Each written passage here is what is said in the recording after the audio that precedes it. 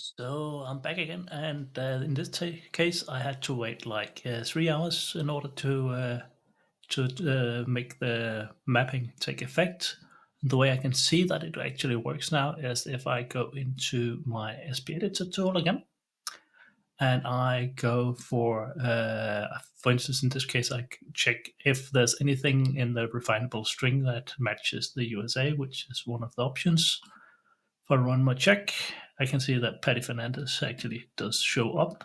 And in her case, we can see that refinable string contains the value USA, and the refinable string 11, which is the employee number, contains that value. So now we are back in business and ready to continue. So let's start building up the search area. First thing we have to do is to check if we have is the PnP modern search web parts available at all. It does not look like that in this case, so I have to go up here, add an app, and there we go. So it was available, but we hadn't deployed it yet to our site. That is one of the options here. Otherwise, it can just be auto-deployed on all site collections, but often we decide to allow it to be added, but not edited by default.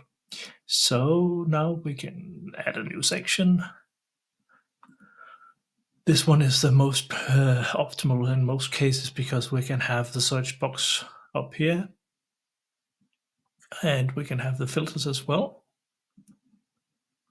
And then we have either a vertical up here, or we just have the results right away. In this case, we are not going to use a search vertical, so we'll just leave that out.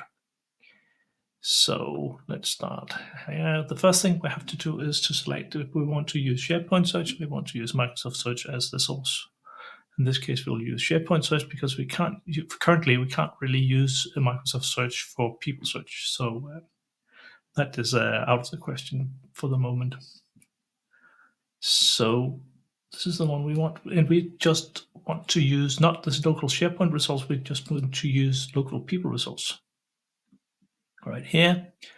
And we can just leave this out. And the next thing is we're going to use the people layout default, and we want to use the persona card. And we want to use the extra large option here. On page 3, we can connect this search result web part to the search box. We want a dynamic value. We want to connect it to the search box. We want to use the query, and we want to use a default value. In our case, it's just a wildcard. So we want to see every user that is in the current tenant. And as you can see, some of them we might have to remove again because we don't really care about the conference rooms, not when we're doing a people search. We also want to connect to our filter like that. We don't have a search vertical, and we don't have another result web part connected. The other result web part is that if we have sort of like a master detail view where we can select a person over here, and then we'll see some information which is related to that given person. That can be very useful in some scenarios, but not this case where we just want to use it as it is. Up here in the search box, the only thing we want to change is the text that is shown when you use here. So that would be changed to this value. Coming to think of it, it seems like we have two kind of data sets in this one. We have people, and we also have conference rooms. So I think we should actually add a search vertical here, so we can either search on people or we can search on conference rooms. That might be useful. Of course, it depends on the requirements that your customer is has for you. But in this case, I think we should try to do that. So if we have we have these two values. So we have employees. We can pick people here. For instance, I'm not entirely sure these. It's out of my head, top of my head. These are from the Fluent UI. So we can use this one, and we can use this one called conference rooms.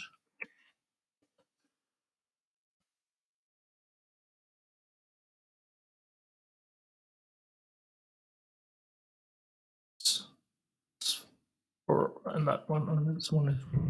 I'm not sure of these values. I have to check them later on. Yeah, seems like they're all right actually, because we can see them up there. So in that case, when we have two different search verticals, then we want to have this search web part connected to one of the search verticals. So let's go over here on page 3 and set up which of the search verticals we want to use. So it's connected to the search vertical, and we only want to show it once we are showing people, showing employees in this case. So that's that one, and then we'll add another. Let's put this one up here. Say this one is employees. And we have another software part, just add it down here. And we'll call this one conference rooms.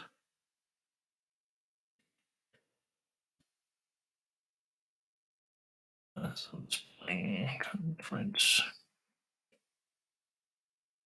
What's up? This one is also just using a wildcard search, and it's also using people search. And we can, if we choose to do that, we can show it using another layout than the people layout. Let's just pick this one for the time being. And in this case, we can also define if we want to use a hover effect on the conference rooms, or we'll just leave it as it is. We'll see about that once we get to them. So that's basically the setup for this section over here. In the search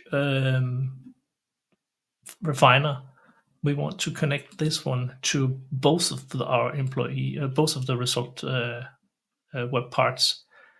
We can have different. We can also have a separate refiner for each of the two result sets if we choose to do that. It's depending on what actually works best. So you can hear that we connected to a result to a vertical as well. And we can show if we just want to show this one if a specific vertical is selected.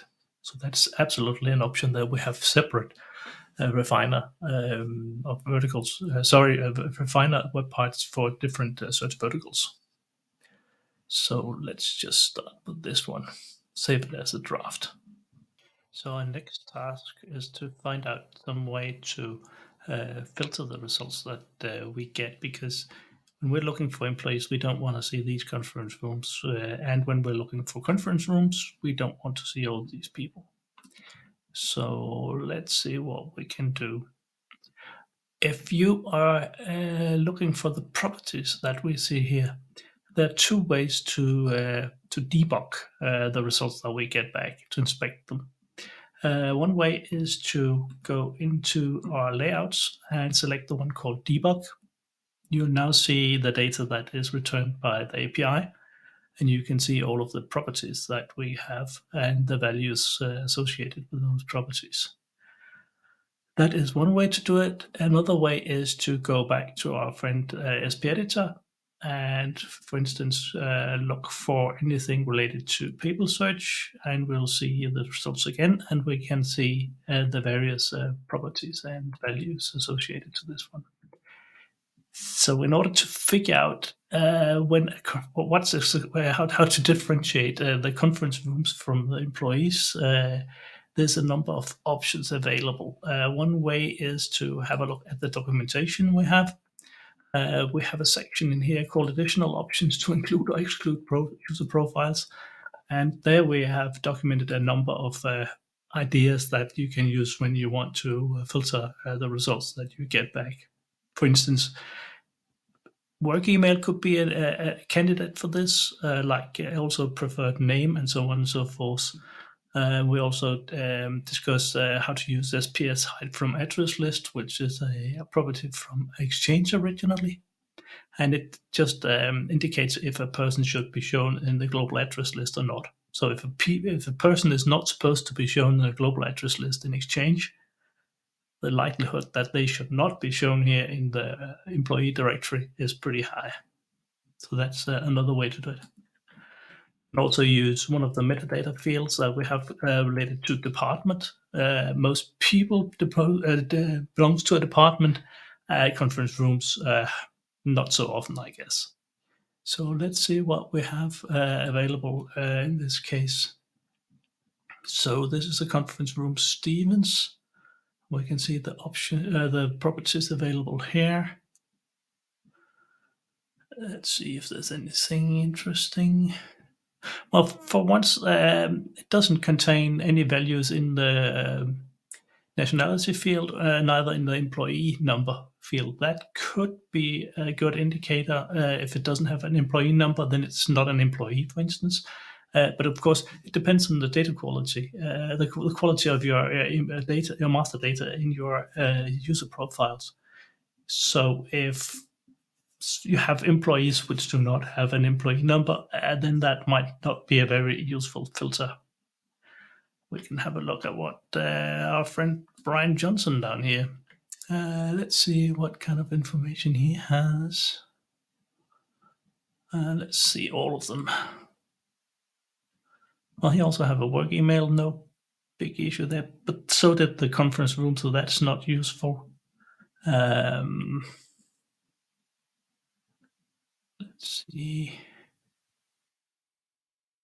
Picture URL also did the conference room, so that's not useful as well. Membership could be a candidate. Last name. I'm pretty sure our conference room up here does not have a last name.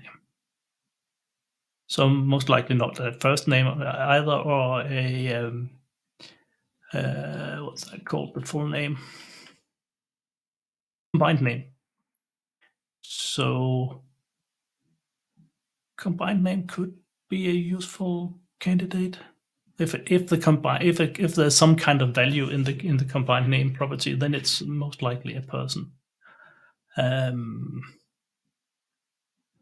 Let's see what we'll have otherwise.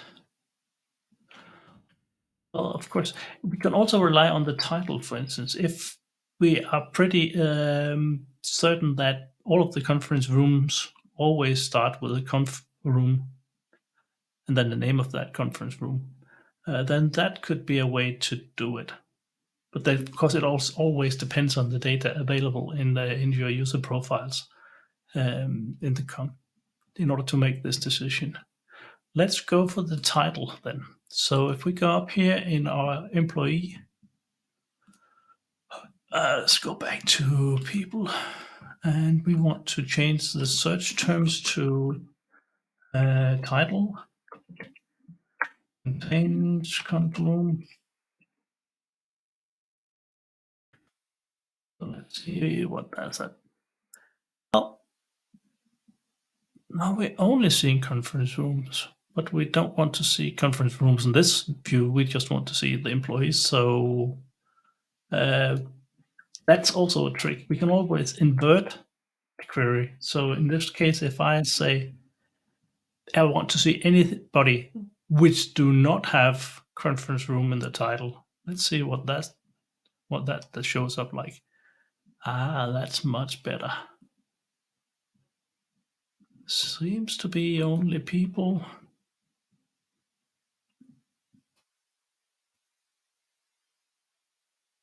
Again, we can of course always, if we are looking into this, we can always go into our SP editor and say, well, I want to see those where it is conference room.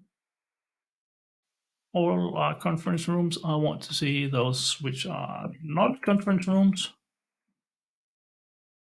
like that. So I see all of this people. Perhaps I don't want to see our administrator. That's of course always an option. No, we don't want to see that. So I think we'll go with this one. So in this case, we see all of service accounts. That might also be something that we can remove. And we can always, of course, say specifically, I want to see. I don't want to see anywhere the title contains MOD. Then that, I don't know if you saw that, but they changed from 29 hits to 28. So we just got rid of our administrator. And the same way you can do that, you can also use the account name, for instance, to make sure it's just specify people you don't want to see here. So that's okay as far as that one goes. So let's go down here to the conference rooms, and we just want to see down here the ones where it actually contains conference room, like that. You notice I don't have any picture in here, but let's see. What do we have here? Well, you can of course always change the various properties. Say we want to show more people than 10 in one batch, or we want to see multiple batches. So something that you can change in here. And you want to see, you can show other properties as well. If you don't want to see the current one, you can change that. That's not the subject for this video. You want to see some hover effect? Yeah, why not? And we want to see it as large. That would do. Up here, we are showing, let's just save it as a draft. I think we are showing our hover effect. No?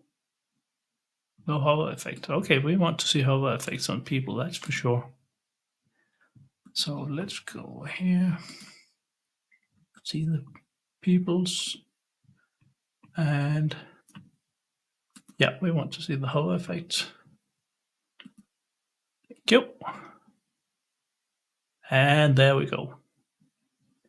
All of the goodies available from the graph. Yeah, excellent.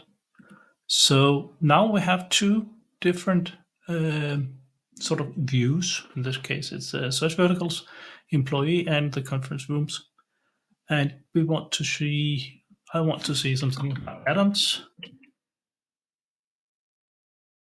In this case, it just shows atoms. So that's fine. And we also see that the text up here actually shows what we're looking for. And if we go into employees and we look for atoms, there's nobody in here. What about Patty?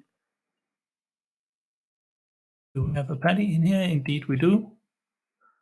And apparently she doesn't have a photo. Oh, yeah, she does. That's pretty odd. Oh,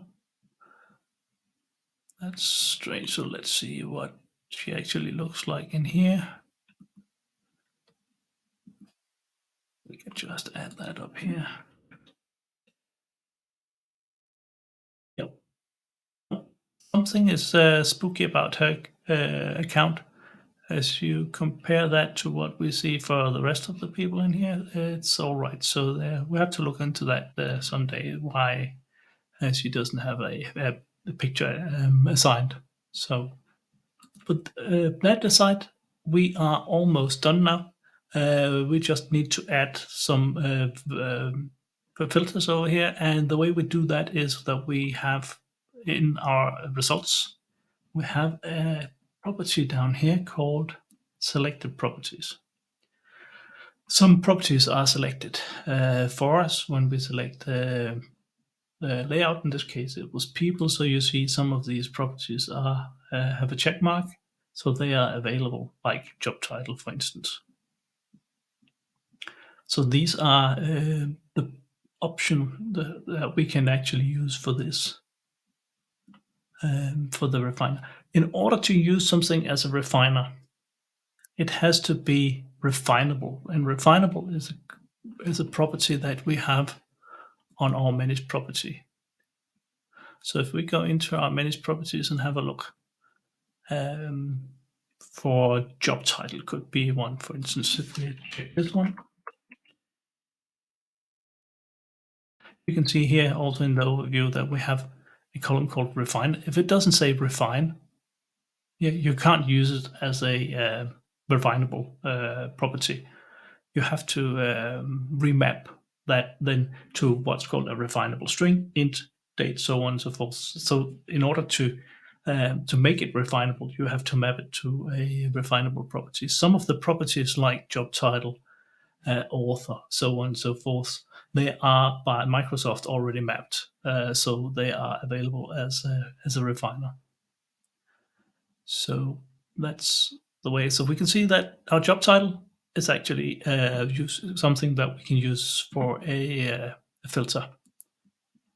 So let's go back here and in our search filter, let's configure that one. And we want to show up for both cases.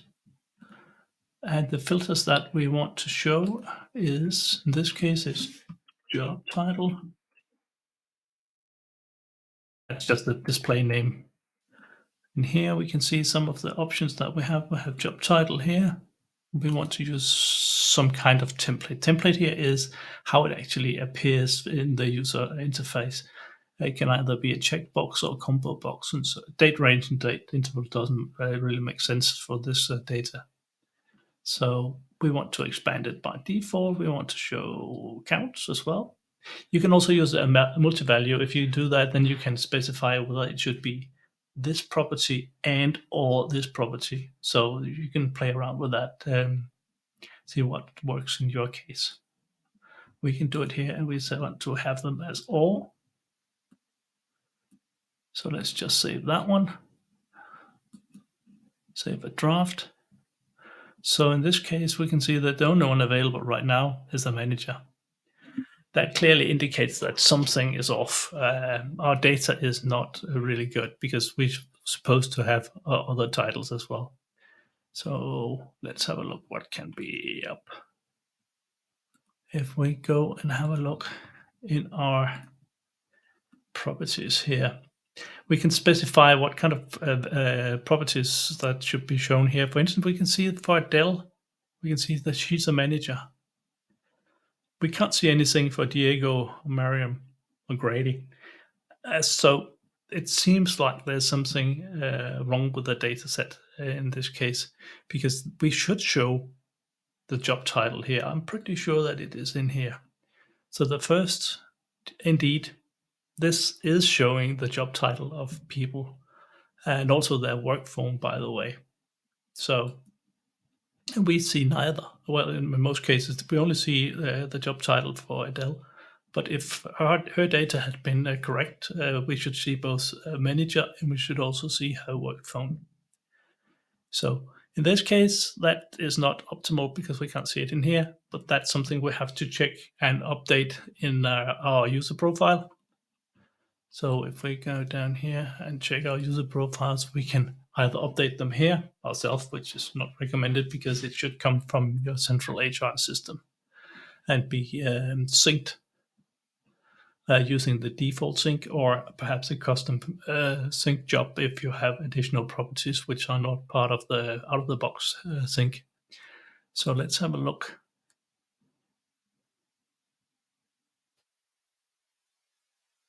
That was, for instance, it was Grady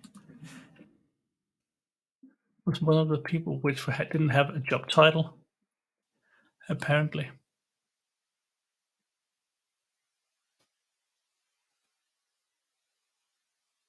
That is kind of issues that you might see from time to time that something is off. Yeah, you can see he has no work phone, he has no department, he has no title. He does have a manager. Um, so his properties aren't just not correct. There's some of them are missing. Let's see if we can see something about job title. Yeah, there it is. Doesn't have any value in here.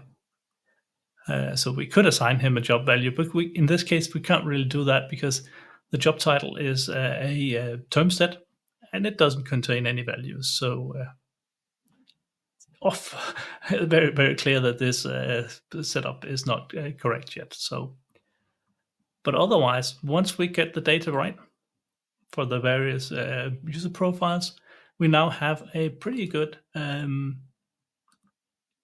employee directory, because we have both employees, we have conference rooms, we can search by property. So if we're looking for something about their skills, for instance, that is also available in here.